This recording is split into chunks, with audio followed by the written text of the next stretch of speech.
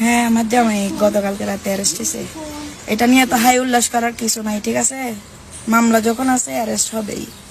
এগুলা নিয়ে এত টেনশন করে দুঃখ প্রকাশ করে কান্নাকাটি করার কিছুই নাই।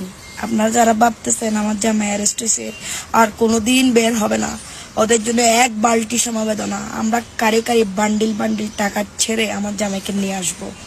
আমার জামাই বীরের বেশে চলে আসবে এবং যারা এই ঘটনা ঘটাইছে তাদেরকে ছাড় দেওয়া হবে না, মাথায় রেখো। এতদিন আমরা পলাতক ছিলাম, এখন তোমরা পলাতক থাকার বেলা।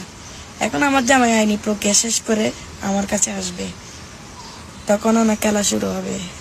খেলা মাত্র শুরু করছো তোমরা, শেষ করবো আমরা, ঠিক আছে?